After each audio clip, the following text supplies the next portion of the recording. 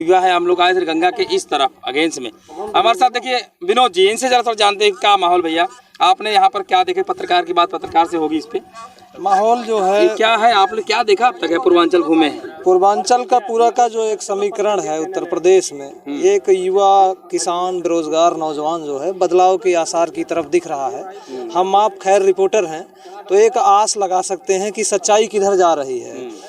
युवाओं को रोजगार से मतलब है, शिक्षा चिकित्सा से मतलब है, बढ़ती महंगाई से उनसे मतलब है। उनका मुद्दा है, उनका मुद्दा ये नहीं है कि वो मजहब के नाम पे राजनीति करें। उनको विद्यालय विश्वविद्यालय जाने की ज़रूरत है। उनको मंदिर और मस्जिद से हमें नहीं मानते हैं। बीजेपी की कहती भैया पहले मंदिर बनवा लो, धंधा पानी उसी के बाद पीछे सब कुछ हो। देखिए सरकारें आती जाती रहती हैं, ये आखिर में ऐसे नारे ऐसे बात लोग क्यों कहते हैं? सरकारें आती जाती रहती हैं। मंदिर क्या कहीं और बनाने की जगह है? नहीं, मंदिर हर व्यक्ति के दिल में है। और मंदिर मैं नहीं मानता। मंदिर जो है, हम लोगों ने पढ़ा था, चंदन है इस देश की माटी, तपोभूमि हर ग्राम है। और हर बाला देवी की प्रतिमा, बच्चा बच्चा राम है। हर लड़कियों के अंदर में देवी का रूप है और हर लड़कों के अंदर में राम का रूप है।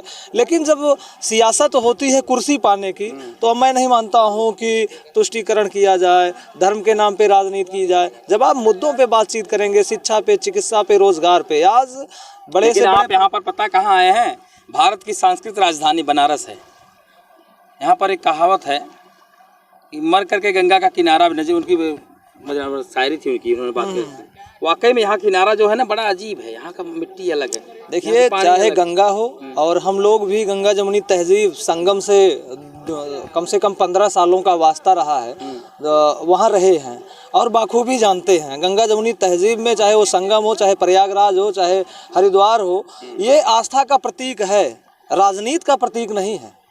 अच्छा, ये आस्था का प्रतीक। मोदी जी यही राजनीति शुरू की है। देखिए राजनीति दो तरह की हो गई है। एक तो दिशा विहीन राजनीति है, एक धर्म के साथ राजनीति है। राजनीति का धर्म होना चाहिए, लेकिन धर्म की राजनीति नहीं होनी चाहिए। राजनीति का धर्म होना चाहिए, धर्म की राजनीति नहीं होनी चाहिए। और जब तक धर्म की राजनीति होगी तब तक इसी तरह से लोग मुद्दों में फंसे रहेंगे और ये कभी भी सही। बीजेपी तो कहती है हम धर्म बचाने के लिए आए हैं, तभी तो हम पैदा हुए। नहीं, धर्म को कौन बचाएगा? धर्म भक्ति उपजी दक्षिण में लाए, रामानंद प्रकट किए कबीर ने सकल दीप नौखंड। तब बीजेपी का जन्म नहीं हुआ था जब रामानंद यहाँ पे आए हुए थे। रामानंद कबीर के भी गुरु थे, गोस्वामी तुलसीदास के भी गुरु। घाट यहीं पर है आगे जहाँ कबीरदास आए थे। उन्होंने कहते रामानंद वहीं कबीर उनको कहते गुरु नहीं मान रहे थे, तो रात में सो गए थे। उनके सीने में जब पैर पड़ा तो राम राम की बात आई। वही कबीर के चौथे राम की बात आप देखिए। मन में राम बगल में नाथू राम वाली राजनीति जो है, ये अन्य लोग करते होंगे। हम लोग संविधान में फंडामेंटल राइट जो है, वाक एवं अभिव्यक्ति की स्वतंत्रता के साथ समता समानता समाजवाद पंथ निरपेक्ष की बात करते हैं और समाजवाद के साथ साथ संविधान में विश्वास रखते हैं। हम लोग ललई सिंह पैरियार और रामस्वरूप वर्मा और बाबू जगदेव प्रसाद कुशवाहा, बीपी मंडल और फूलन देवी जैसे लोगों को मानते हैं और चंद्रशेखर आजाद, सुखदेव, राजेंद्र लाहिड़ी के विचारधारा को बढ़ाते हैं और उनको ही अपना आदर्श मानते हैं। अब मंदिर और मस्जिद की राजनीति युवाओं के लिए नहीं है। युवा जब तक विश्वविद्यालय नहीं जाएगा तो पढ़ेगा नहीं। आप एक पत्रकार हैं तो आप किसको मानेंगे? तो हम लोग रिपोर्टर बेशक हैं, लेकिन जब बात शिक्षा की होगी तो आप मंदिर से शिक्षा केवल बात करना भी चाहिए, क्योंकि यहाँ बड़ा सुकून मिलता है। लेकिन ये सुकून यहाँ नहीं, अब तो बिजनेस व्यवसाय हो गया। ये देखा जाए ना, बालू का किनारा है, रेत है, पट्टी हुई, लगातार गंगा जो है, तमाम पत्रकार मुद्दे भी उठाते हैं और आने वाले समय में ना तमाम पत्रकार मुद्दे भी उठाते हैं। बालू का खनन चल रहा है, बालू वाले माफिया पैदा हो गए हैं, मोरंग वाले माफिया पैदा हो गए हैं। तो ये कहीं ना कहीं से वो तो सपा में समाजवादी पार्टी को आरोप लगे थे, समाजवादी पार्टी पे आरोप लगे थे। तो इसमें तो कोई पता नहीं चला कौन खनन। सरकार जो है चाहे जिसकी आती है, माफिया तो इनके ही खेमे में रहते हैं। उनको तो अपनी रोजी रोटी करना है, उनको रोजगार करना है, तो अपना व्यवस्था जो है सुदृढ़ व्यवस्था ये बनाते रहते हैं। इसमें अन्य किसी की कोई व्यवस्था नहीं है। सरकार जो भी आएगी कहते हैं मास्टर की मेरे हाथ में है, मैं जिधर लगाऊंगा उधर ताला खुलेगा। बौद्धिक तबके के लोग काम करते हैं ना इसमें। ये अन्य तबके के लोग काम नहीं कर पाएंगे। इनका मेंटल एबिलिटी जो IQ है, मानसिक आय बटे वास्तविक आय गुणे 100, इनकी नहीं है। इनकी फ्रिक्वेंसी उतनी काम नहीं करेगी। जो बालू खनन माफिया लोग हैं, ये इनकी फ्रिक्वेंसी बहुत तगड़ी है। ये सेट हो जाते हैं सत्ता से और बताते हैं कि चाबी मेरे हाथ में है, मैं मास्टर की हूँ। अच्छा, ये मास्टर की वाले क्या फार्मूला बताया आपने? जब मानसिक आय, इनकी मेंटल एबिलिटी, हम लोग बायोलॉजी के स्टूडेंट रहे तो उसमें मानसिक आय बटे वास्तविक आय गुणे 100, तो इनकी मेंटल एबिलिटी को चेक किया जाता है। तो हम लोग प्रयोग धर्मी हैं, प्रयोगशाला से निकले हुए हैं, इलाहाबाद विश्वविद्यालय के प्रोडक्ट रहे हैं, तो इनके बहकावे में हमें नहीं लगता है युवाओं को पढ़ना चाहिए। वो चाहे समाजवादी पार्टी के लोग हों, चाहे बसपा के हों, चाहे कांग्रेस के हों, चाहे भाजपा के हों।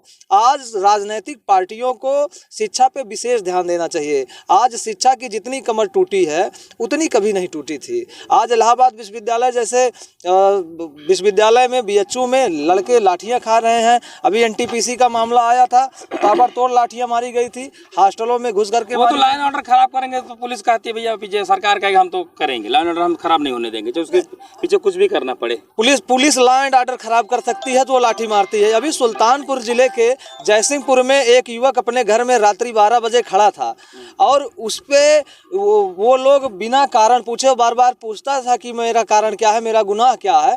बोलेरो 2 गाड़ी उतरी और उसके बाद ताबड़तोड़ लाठियां भांजी गई। आखिर कारण क्या है? यहाँ लॉ एंड ऑर्डर मजबूत है क्या?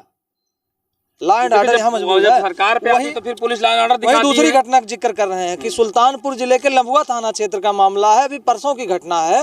मनोज कुमार गौतम नाम के युवक की हत्या हुई है, जो अभी जिसका चयन TGT में अंग्रेजी के प्रवक्ता के पद पे हुआ था। उसकी हत्या इतनी बेरहमी से हुई है कि आप देख नहीं सकते हैं। तो ये लॉ एंड ऑर्डर मेंटेन हो रहा है। कौन लोगों ने मारा होगा उसको? मारा है, मारने वाले सामंतवादी विचारधारा के लोगों ने मारा है और नामजद FIR भी हुआ है 4 लोगों पे।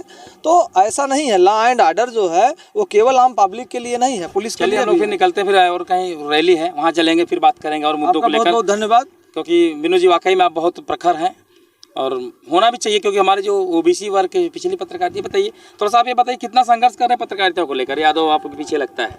देखिए, नाम के आगे जब जाति जोड़ी जाती है, हम लोग बायोलॉजी में रहे, वहाँ पे पढ़ाया जाता था वंश नाम जाति नाम। ये कैरोलस और लिनियस की 2 नाम पद्धति जो है ये आई है।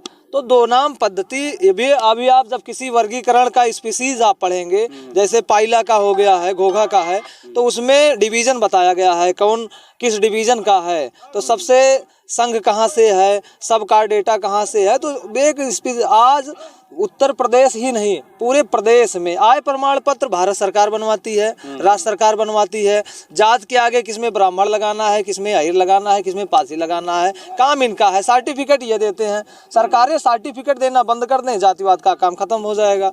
लेकिन हम आपके नाम के आगे जो कोड लगाया जाता है, आप किसी भी दल को वोट करिए, मैं कह रहा हूँ मैं जाकर के कांग्रेस को वोट कर दूंगा, कहने वाले कहेंगे ये तो यादव हैं, सपा वाले छोड़कर कहीं नहीं जाएंगे। ये इस तरह की जो नेगेटिव पॉलिटिक्स चल रही है लोगों के अंदर, ये एक मानसिकता को दूषित कर रही है। आज जातिवाद की मानसिकता जो है उससे हट करके लोगों को सोचना चाहिए, समझना चाहिए। जब जातिवाद के बारे में थोड़ा सा हम और देखते हैं, तब तक ले हम लोग नमस्कार करते हैं, क्योंकि फिर और कहीं मिलके बात करेंगे खड़े होकर। क्योंकि आज बनारस में जो मामला है ना, अब पब्लिक बहुत कम बोलती है, तो बोलती कम है तो सीधी सी बात है, जायज़ है कि हम लोग को उतरना पड़ेगा। अपने 2-4 मित्रों के साथ में समीक्षा करेंगे, विश्लेषण करेंगे और बात करेंगे कि आखिर होने वाला क्या है। क्योंकि जब ऐसे माहौल होता तो अंत में पत्रकारिता ही ज़मीन पर उतरती है सच बताने के लिए। तब तक ले नमस्कार। फर्क इंडिया।